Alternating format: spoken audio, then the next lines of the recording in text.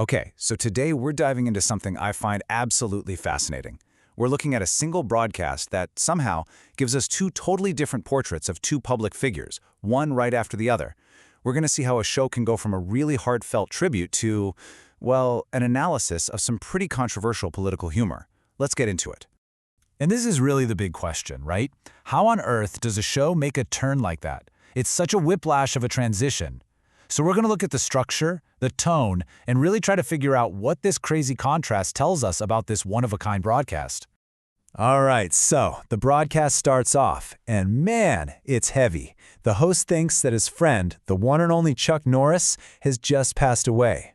So he starts sharing his immediate, really personal thoughts about the man he knew, the person behind all the jokes and the action movies. You know, the very first thing the host does is draw this incredibly powerful contrast. Think about it. He's talking about a global superstar, a guy known literally everywhere, and the first words he uses to describe him are completely normal. That just hits you, right? It's meant to frame him not as some larger-than-life hero, but as a real, down-to-earth and generous person. And this isn't just talk, right? This is where you see that generosity in action. The source points specifically to this program, Kickstart. And this wasn't just a celebrity writing a check, you know? This was him taking his life's passion, martial arts, and using it to try and change the lives of kids who were really struggling, to give them some discipline and a new path. Wow. I mean, this quote right here, this is where it gets really personal. The host is telling a story about his own son.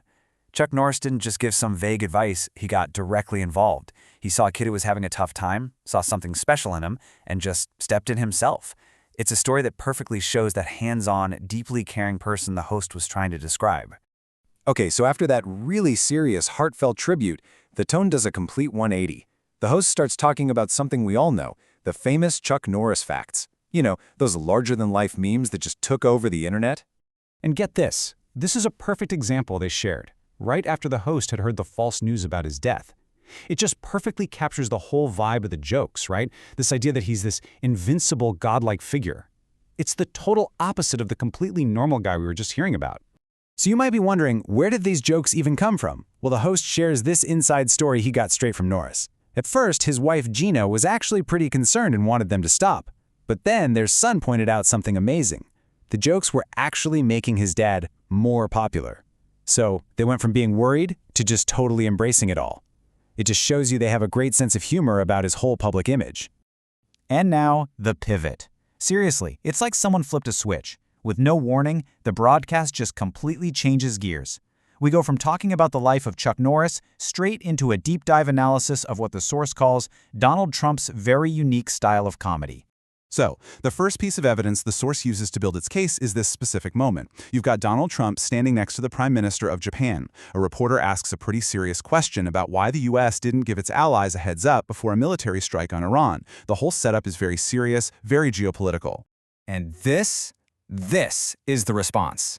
The broadcast plays the actual clip of Trump saying this right to the Japanese press.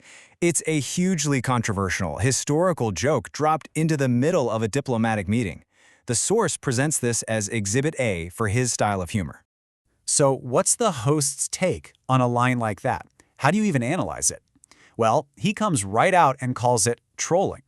He makes the argument that if you're in on the joke, if you get what he's doing, it's a sweet, sweet, fun ride. So this is the specific lens the source wants you to see it through, not as an accident, but as a totally intentional joke. Okay, so to back up this trolling theory, the source doesn't just stop there. Nope, it brings out what it calls a greatest hits collection to try and prove its point. And then we get this rapid-fire list of other examples.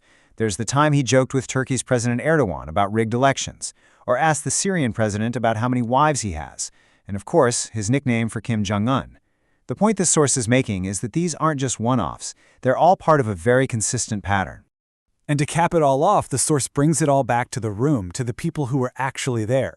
The host describes looking at the faces of the Japanese reporters, and they were just looking at each other, completely baffled. They had no idea how to react. He calls it uncharted water, which perfectly captures how this style of humor from a world leader left even professional journalists totally stunned. So, wow, we've gone on quite a journey here, haven't we? From a truly heartfelt tribute for a friend to a deep dive analysis of presidential trolling all in one broadcast. It leaves us with this one last big question. What does a pivot like this really tell us about the way we talk about public figures, and maybe even about the wild world of media we're all living in today?